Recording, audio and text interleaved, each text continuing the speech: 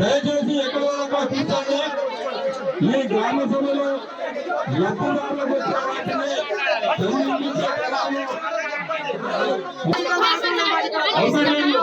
Party లేదు, పార్టీని మీరు తీసుకోండి. ఇక్కడ ప్రజలకు సంబంధించిన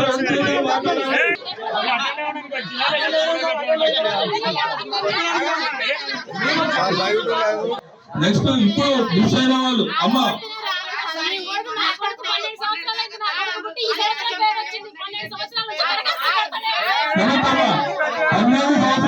12 సంవత్సరాల నుంచి రేషన్ కార్డు కొత్త రాలేదమ్మా, ఇప్పుడే వస్తున్నాయి. 12 సంవత్సరానికి కొత్త రేషన్ కార్డు రాలే, ఇప్పుడే వస్తున్నాయి, ఇప్పుడు మంజూరు అవుతున్నాయి. ఎలిజిబిలిటీ ఉండి రాని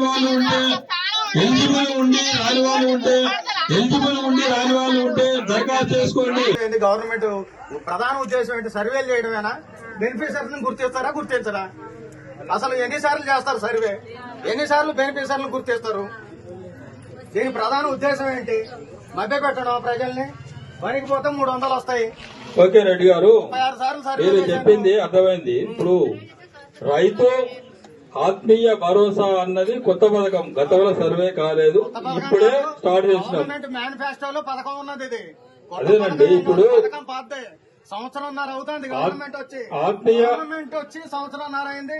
గవర్నమెంట్ మేనిఫెస్టోలో రైతు భరోసా 15,000 ఇస్తానన్నారు. జనాలు మోసం చేశారు. 12,000 అంటారు. ఈ రోజుల్లో కొన్ని భూములు తీసేస్తానంటారు. అసలు ఏంటిది ఇది? దీని పద్ధతి ఏంటి? మీ గవర్నమెంట్ ఉద్దేశం ఏంటి? ఇప్పుడు ఈ పొంగాల గ్రామ పంచాయతీ పరిధిలో ఆత్మీయ భరోసాలో వచ్చిన లిస్టు చదివాము. అలాగే ఇప్పుడు రైతు బంధు ప్రోగ్రామ్ అయితే ఇందులో గత ప్రభుత్వం ఏదైతే ఇచ్చిందో అందులో ఒక్కటి కూడా ఇక్కడ తొలగించబడలేదు. ఇక్కడ తొలగించడానికి కాదు సార్, ప్రతి చోట అలాగే ఉన్నది. తొలగించబడలేదు. 350 ఎకరాలు ఈ రోజు తీసేస్తాను మండలంలో. సాగుకు యోగ్యం కాని భూములన్నిటిని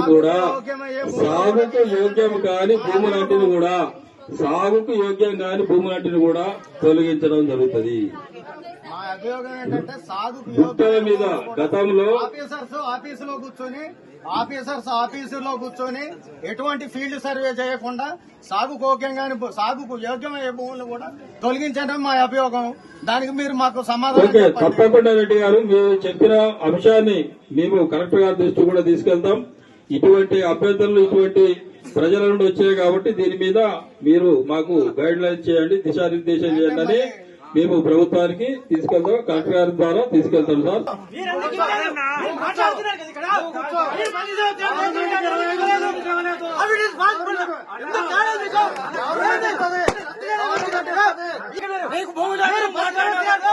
అంటే రెడ్డి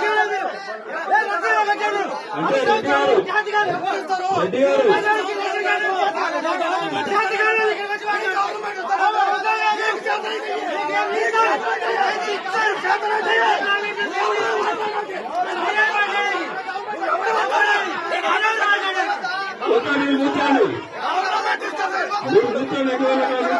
తెలంగాణ రాష్ట్రంలో జరుగుతున్న ప్రజాపాలన గ్రామ సభలు, ఈ ప్రజాపాలన సర్వేలు అంటూ ప్రజల్ని మభ్యపెడుతూ ఇప్పటి వరకు 2 సార్లు ఇంటింట సర్వేలు నిర్వహించారు. అలాగే ఆఫీసుల్లో కూర్చొని సరైన లబ్ధిదారులను ఎంపిక చేయకుండా కొంతమంది పైరవీదారుల ద్వారానే సర్వేలు చేస్తూ ఆ పేర్లనే గ్రామ సభల్లో చదవడం జరుగుతుంది. ఈ సర్వేని రద్దు చేసి వెంటనే నూతన సర్వే చేసి కొత్తగా అసలైన లబ్ధిదారులను ఎంపిక చేసి గవర్నమెంటు అసలైన నిరుపేదలకి ఇల్లు కానీ రేషన్ కార్డులు కానీ ఇవ్వాల్సిందిగా వాజేడు మండల బీఆర్ఎస్ పార్టీ నుండి డిమాండ్ చేస్తూ, అలాగే గత ఈ సంవత్సరం 4 నెలల కాలంలో గవర్నమెంట్ వచ్చిన ఈ సంవత్సరం 4 నెలల కాలంలో ఒక్క లబ్ధిదారుడు కూడా ఏమీ ఇవ్వలేదు. సర్వేలతోనే పబ్బం గడుపుతూ పాలన కొనసాగిస్తున్నారు. ఇది మాత్రం సరైన ప్రభుత్వం కాదు. ఈ ప్రభుత్వానికి బుద్ధి చెప్పే రోజులు అతి త్వరలోనే ఉన్నాయి.